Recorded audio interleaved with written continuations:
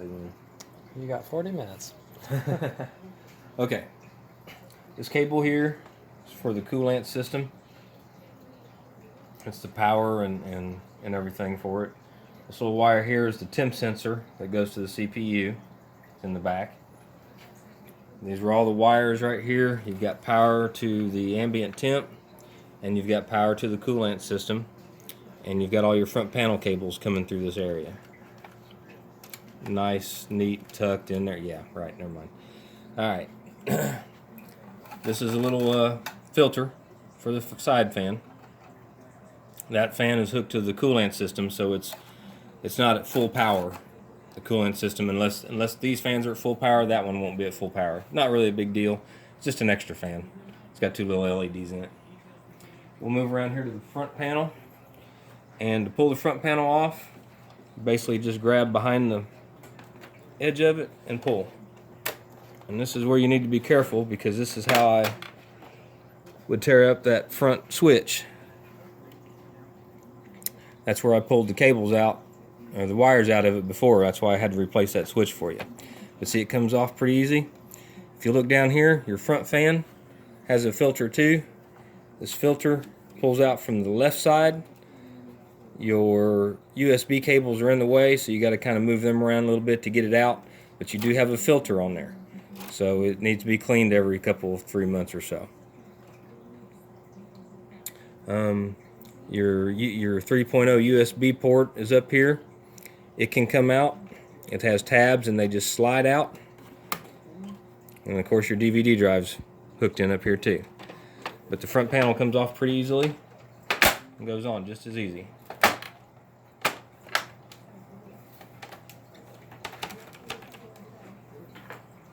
Now when you're putting it on, you'll notice this front top panel sometimes gets stuck on the DVD drive. It was a little out of place, but it looks like it went on okay. Your lights used to be up in here. You can take this panel off and get to those lights, but that's where I had to cut it, cut the wire so they don't work anymore since I burned it up. But just lock that back, close that. Your CPU cooler fan system, it's all bolted in with 4 bolts. The 2 bolts on each end actually hold everything together up here. You can take it out if you need to, but I wouldn't recommend messing with it. And that should be about it. Trying to think if there's anything else. You'll have all the manuals for the motherboard, the coolant system. You got all your extra cables for your power supply will be in a box. Here, let me show you. Everything will be in this box over here. I'm going to ship with it. Your box for your SSD, your processor box, your manuals, your extra cables I'm sending. There's a little green jumper cable in here. That's for the coolant system. That's how you add water to it. Some extra CPU thermal paste. These little brackets here for the hard drives.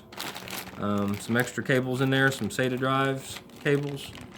There's a little something in there for you you'll find. A little extra. Got you an extra HDMI, VGA cable. Power cables in here for the power supply. Printer cable if you need it. Should be pretty set up to go. All your extra power supply cables that aren't in use. This is your water bottle I was telling you about. Take the cap off, turn the hose around, bring it through the top, screw it down tight, put your distilled water in there, and if you need to fill the reservoir with that, you can. Speaking of the reservoir, this little metal thing right here, that will take the drain plug out of the reservoir. I'll tell you about it later. I just use a pair of channel locks on it, and it's got a slot, like a screwdriver slot in it, but it's really big and long, and it's kind of messed up a little bit, so this is the best thing to use in getting that drain plug out. Other than that, that should be about it. The rest of it I can tell you later if there's anything you need to know. This side panel will be put on with screws. Of course, the other side will have the bigger screws in it, so you can take them off thumb screws. But that's all for now. Thanks.